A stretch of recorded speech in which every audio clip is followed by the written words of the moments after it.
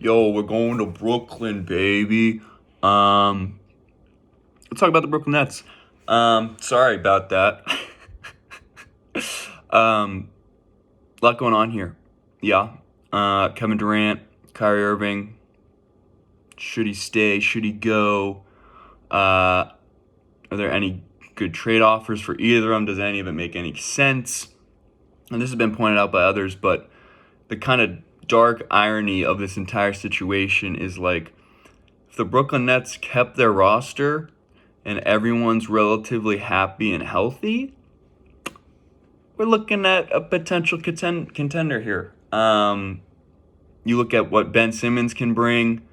Again, big question mark, but in terms of something they were lacking last year, facilitator, someone defensively at the point of attack, length, size.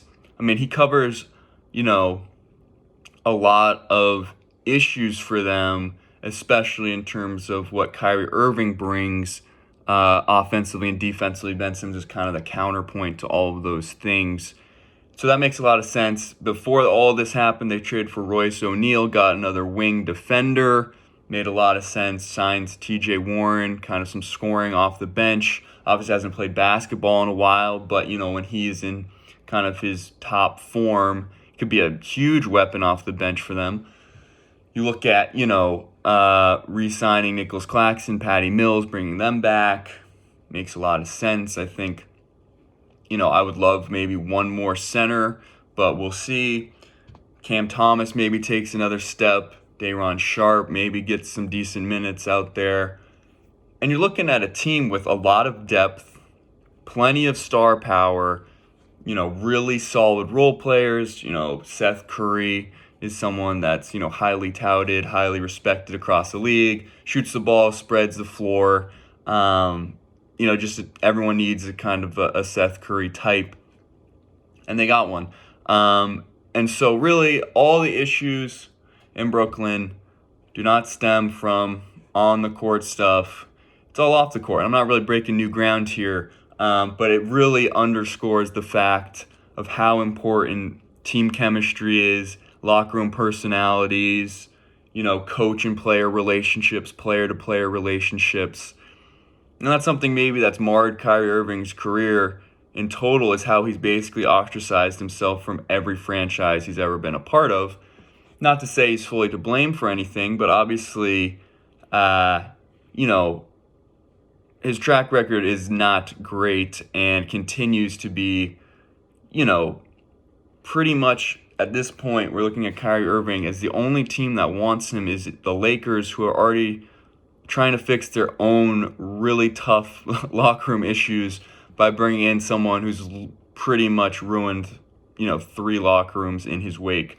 And no one else is even in the discussion. All the 28 other teams, I doubt Brooklyn's gone. Everyone's really even checked in on Kyrie for probably the past couple weeks. Maybe when he was initially on the market. But I think teams are settling in and now just kind of maybe looking in free agency for a couple, some depth at the end of their 10-man rotations. But, no one is going to sell out for Kyrie. I don't think anyone's comfortable giving up any, real trade assets for him. And so, even the Lakers are reluctant to give up 2 firsts in a world that Rudy Gobert basically garnered the Jazz 5 firsts. So it's tough in Brooklyn, and I think they're kind of waiting it out, and especially in the wake of the Rudy Gobert trade. I think how we value and evaluate players has gotten totally off base. And so Kevin Durant now, the Nets haven't seen any offers they love. I don't think anyone that hit the Scotty Barnes snags in Toronto, is a Portland thing. Probably not. Obviously, the Nets have given up a lot of their picks to Houston. So, are they really in a position to do a full rebuild? Are they in a position to try and still compete somehow? But it's like you give up a generational talent, Kevin Durant. It doesn't matter really what your return is, because you're probably most likely not going to get a generational player in return.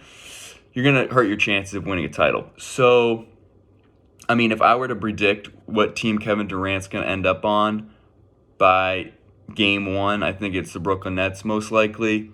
Hopefully they can convince him in terms of just like, look at this roster, look at some Ben Simmons highlights before all this happened. Look at what he's able to do defensively, offensively in terms of distributing and facilitating. And like, let's try it. Like, we need this. The buy-in is really, we traded a first for Royce O'Neal. Look at what he can do as kind of a 3-and-D prototypical player. And like, let's run it back one more year. Kyrie opted into his player option. If you don't like Kyrie, if that's the issue here, give us one more year and he's gone. Like, you don't have to worry about him again. But let's try and like mend that relationship enough to last us the 82 games plus for playoffs, and then you don't have to talk to him ever again. That's the pitch.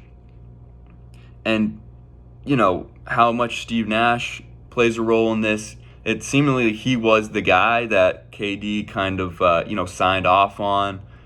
I think there's question marks in terms of, was he ready? He kind of let them do it. And if anyone should be held accountable for kind of the Nets implosion, it is Kevin Durant, Kyrie Irving, James Harden. And now James Harden's out of there, but he was originally a part of this whole plan.